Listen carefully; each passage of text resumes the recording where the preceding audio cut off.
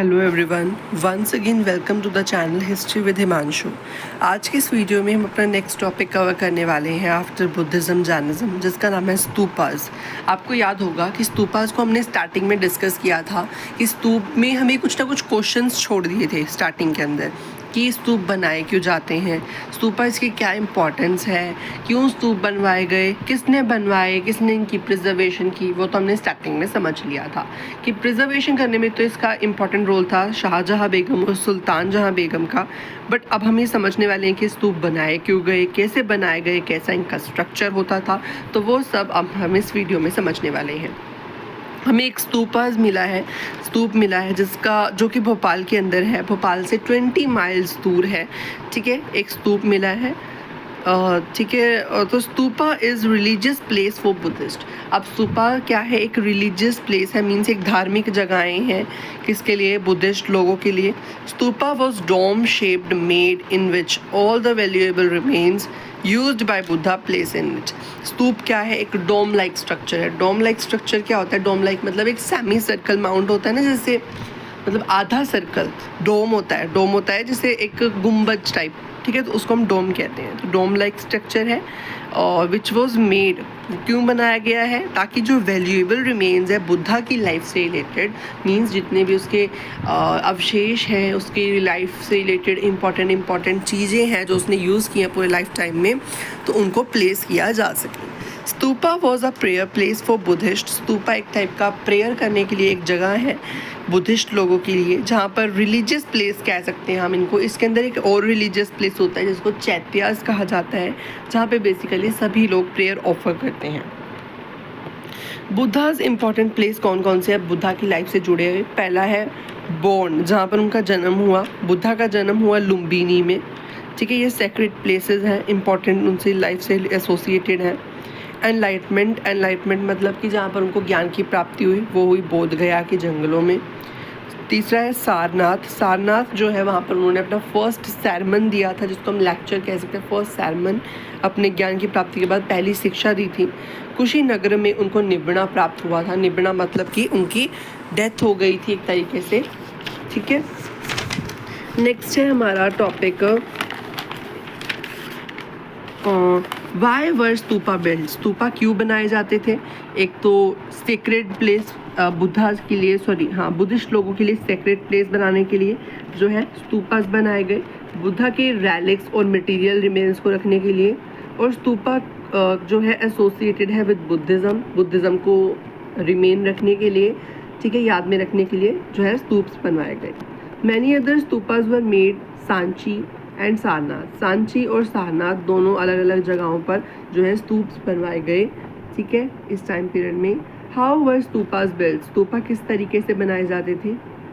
Money was given by peoples, Satavahana rulers, rich classes. ठीक है, अलग अलग लोग कंट्रीब्यूट करते थे स्तूपास को बनाने के लिए, चाहे वो आम लोग हों, चाहे वो सतवाना रूलर हो। सतवाना रूलर्स आपने पिछले चैप्टर्स में बहुत सारी एक्सेप्शंस के साथ पढ़े हैं। चाहे कोई रिच क्लास का पीपल हो, कोई अमीर आदमी आकर पैसे दे गया, राजा महाराजा ने कंस्ट्रक्शन के लिए पैसे दिए, कुछ काम करने वाले आम लोगों ने कुछ पैसे दिए, जो पीपल जो है बुद्धा को मानते थे उन्होंने कुछ ना कुछ कंट्रीब्यूशन दिया। इस तरीके से इनके मनी के कंट्रीब्यूशन से स्तूपा की बिल्डिंग की गई। Everyone's name was written on the railing of stupa who donated. जिस किसी ने भी डोनेट किया होता था, ठीक है, स्तूपा को बनाने के लिए, तो उसका नाम जो है स्तूपा की रेलिंग पे लिख दिया जाता था, ताकि ये याद रहे कि इसने इसको बनाने के लिए एक अहम भूमिका अदा की है।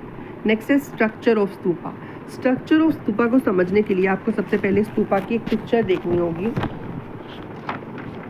ठीक है, ये रही स्तूपा की स्ट्रक्चर। स्तूपा की स्ट्रक्चर कुछ इस टाइप की होती है। ठीक है, ये देखो सेमी सर्कुलर माउंड है ये। ठीक है, स्तूपा वो सेमी सर्कुलर माउंड कोल्ड आंडा। ठीक है, सेमी सर्कुलर शेप का माउंड होता है जो कि एक आंडे टाइप का दिखता है। Above mound balcony was made. इसके ऊपर एक बालकनी बनाई गई है। ये देखो बालकनी लाइक स्ट्रक्चर बनाया गया है।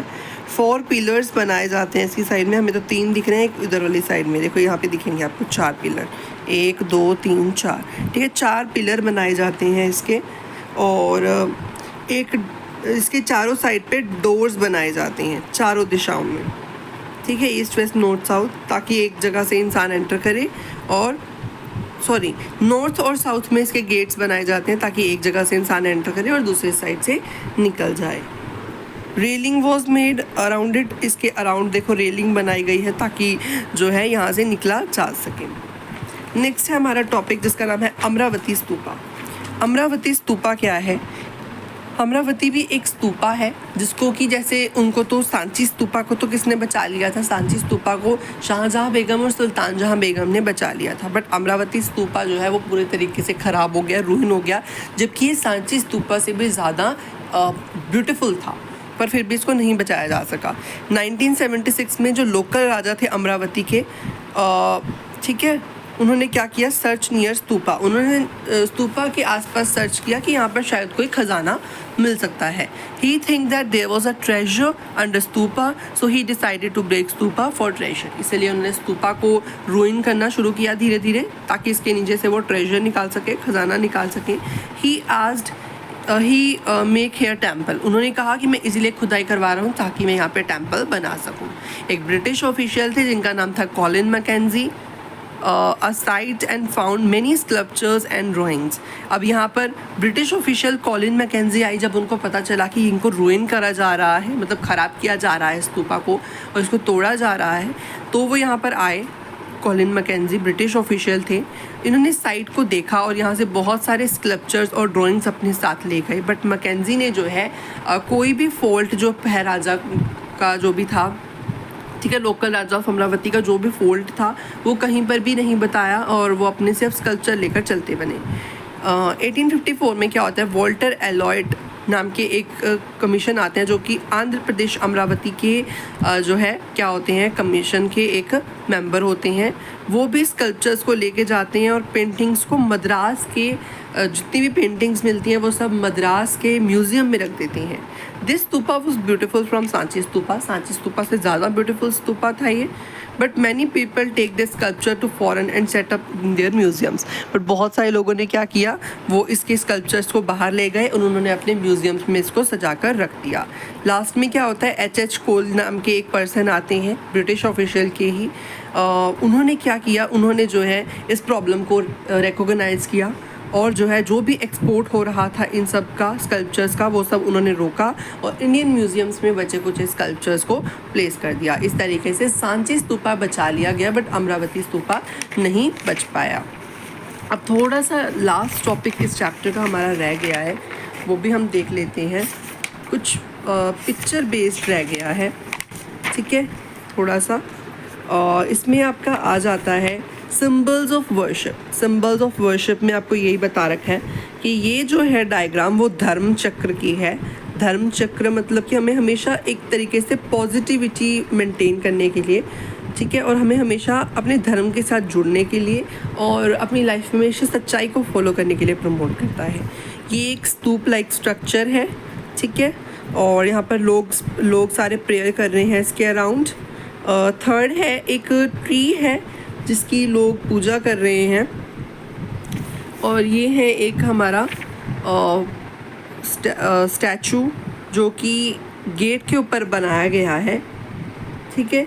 अब ये क्या शो कर रहा है, ये शो कर रहा है a women at the gate, कि मतलब ये वुमेन पॉजिटिविटी का सिंबल है कि हमारे घर में पॉजिटिविटी लेके आती है, ठीक है। ये है elephants at a Sanchi stupa पे जो एलिफेंट की अलग अलग कलाकृतियाँ बनाई गई हैं वो है ये। इसके बाद है गजलक्ष्मी। गजलक्ष्मी एक गॉड है जो कि जिनके पास पावर है एज लाइक अ एलिफेंट। ये हमारे एक जिसे शेषनाग कह सकते हैं उस टाइप का स्ट्रक्चर है। ये है हमारा बुद्ध धर्म से एसोसिएटेड है, महायाना थीनयाना, ठीक है। हीनयाना मतलब कि जो ज़्यादा स्प्रेड नहीं हुआ, ठीक है, बट महायाना या थ्रियाना जो है वो सबसे ज़्यादा wide spread type of Buddhism है, ठीक है। इसके बाद ग्रोथ ऑफ पुरानिक हिंदुज़्म, किस तरीके से ग्रोथ हुई वो तो आप चैप्टर 6 में डिटेल में पढ़ने वाले हैं, तो यहाँ पर मैं नहीं पढ़ाऊँगा आपको, ठीक है। इसी के साथ ये चैप्टर आपका ख़त्म होता है कि रह गया बोधि, ये क्या है, बोधिसत्ता। बोधिसत्ता फ्रॉम गंधारा। मतलब बोधिसत्ता कौन होते थे? जो बौद्ध धर्म से रिलेटेड बड़े बड़े टीचर्स होते थे, इनको बोधिसत्ता कहा जाता था। जैसे जैनिज्म में तीर्थंकर होते थे ना, वैसे बोधिसत्वाज होते थे हमारे बौद्ध धर्म में। तो इस वीडियो में इतना ही। Thank you so much for watching. अगर आपको हमारी वीडियो अच्छी लगी हो तो वीडियो का लाइक करें, चैनल को सब्सक्राइब करें।